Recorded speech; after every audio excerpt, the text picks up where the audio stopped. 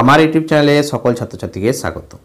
আজকে আমি যে ভিডিওটি নিয়ে এসেছি বিদ্যাসাগর ইউনিভার্সিটির এটি সাজেশন পেপার 2024 সালে যারা পরীক্ষা দেবে তাদের একটি সাজেশন পেপার।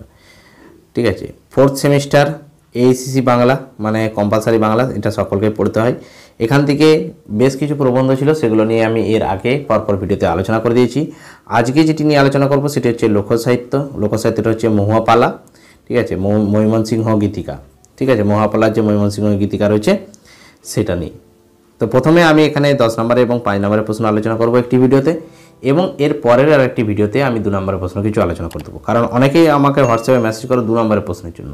আমি বারবার ভিডিওতে বলে আসি যে 2 নম্বরের প্রশ্নের সাজেশন আমি কেন দিই না, তা সত্ত্বেও আমাকে হোয়াটসঅ্যাপে মেসেজ করো। জানি না তোমরা কি আমার ভিডিও দেখো না, না দেখতে চাও না, না দেখেই কমেন্ট করো বা না দেখেই হোয়াটসঅ্যাপে মেসেজ করো, আমি বুঝে উঠতে পারি না। তাই জন্য বলবো আগে ভিডিওগুলো কমপ্লিট করে দেখবে। তো আমি এই মহাপালা থেকে কিছু 2 নম্বরের প্রশ্ন নিয়ে হাজির হব এর পরের ভিডিওতে। আপাতত এই ভিডিওতে আমি 10 নম্বর এবং 5 নম্বরের প্রশ্ন আলোচনা করে দিচ্ছি। তো ভিডিওটা ভালো লাগলে অবশ্যই একটা লাইক করে দিও, চ্যানেলে নতুন হলে অবশ্যই চ্যানেলটি সাবস্ক্রাইব করে পাশে নোটিফিকেশন আইকনটিতে ক্লিক করে রেখো। তো শুরু করছি কি অর্থাৎ ময়মনসিংহ গীতিকা থেকে 10 নম্বরের প্রশ্ন। 10 নম্বরের প্রশ্ন কি রয়েছে, যে ময়মনসিংহ গীতিকার মহুয়াপালা অবলম্বনে মহুয়া চরিত্রটি বিশ্লেষণ করো। যতগুলি স্টার দেওয়া যায় ততগুলি স্টার নিয়ে নাও। এই প্রশ্নটি এই চ্যাপ্টার থেকে এতটাই ইম্পর্টেন্ট কোশ্চেন। ঠিক আছে, মহুয়া চরিত্র বিশ্লেষণ করো, পরীক্ষায় আসবেই। ক্লিয়ার। 2 নম্বর কোশ্চেন, ময়মনসিংহ গীতিকার মহুয়াপালা অবলম্বনে হুমরা বেদে চরিত্রের পরিচয় দাও। এটা ইম্পর্টেন্ট কোশ্চেন, হুমরা বেদে চরিত্রের পরিচয়। ঠিক আছে, যদি মহুয়া চরিত্র না আসে তাহলে হুমরা বেদে চরিত্র। আবার দেখা যেতে পারে যে দুটোই দিয়ে দিয়েছে। ঠিক আছে, লোকসাহিত্য থেকে 2খানা বড় প্রশ্ন আসে, সেই জন্য এই দুটো প্রশ্নই সমান গুরুত্বপূর্ণ, সেই জন্য এই দুটো প্রশ্ন করে যেতে বলবো। এরপরে আসছি যে ময়মনসিংহ গীতিকার মহুয়াপালাটি ট্র্যাজেডি হিসেবে কতটা সার্থক হয়েছে। এটা 2টো স্টার নিয়ে রাখবে। ঠিক আছে, আগের প্রশ্নগুলি 4টে করে স্টার দিয়ে রাখো, এটাই 2টো স্টার দিয়ে রাখো। তারপরে ময়মনসিংহ গীতিকার মহুয়াপালা অবলম্বনে সমাজচিত্রের পরিচয়, এই প্রশ্নটিতে 3টি স্টার দিয়ে রাখবে। ঠিক আছে, এই প্রশ্ন সমাজচিত্র কিন্তু আসতে পারে। ঠিক আছে, 2টো চরিত্র হয়তো নাও দিতে পারে, সেই জন্য সমাজচিত্র একটা আসতেও পারে।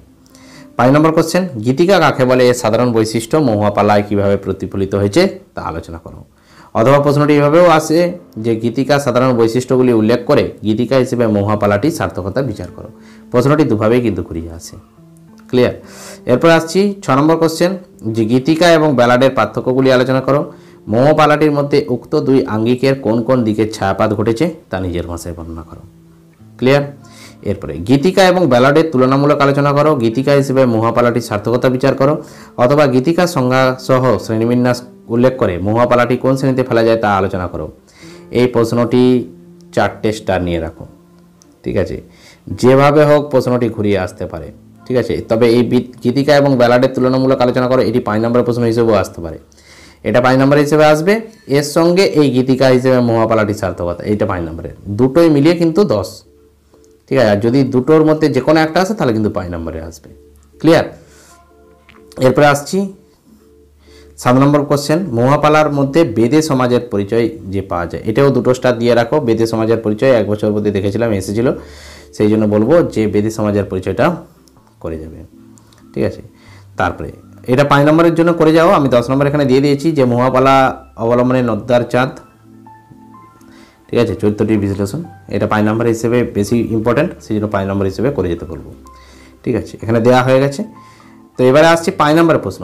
এখান থেকে কিন্তু 2খানা 5 নম্বরের প্রশ্ন আসে। তো প্রথম প্রশ্ন, যে মহুয়াপালার নারী চরিত্রগুলি সম্পর্কে আলোচনা করো, একটি 5 নম্বরের প্রশ্ন গেল।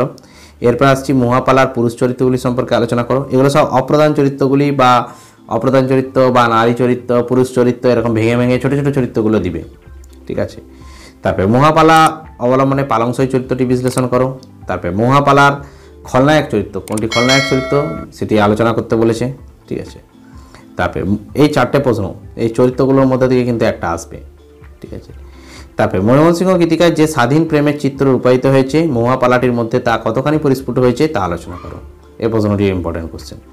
তারপরে 2টো টিকা দিয়েছি, একটি হচ্ছে টিকা ব্যালাড আর একটা হচ্ছে ময়মনসিংহ গীতিকা। এই 2টো টিকার মধ্যে আসতে পারে। ঠিক আছে, আলাদা করে করার দরকার নেই, শুধু বড় প্রশ্নগুলো করে গেলেই, ব্যালাডগুলো করে গেলেই এর থেকে হয়ে যাবে, আলাদা করে প্রশ্ন করার দরকার নেই।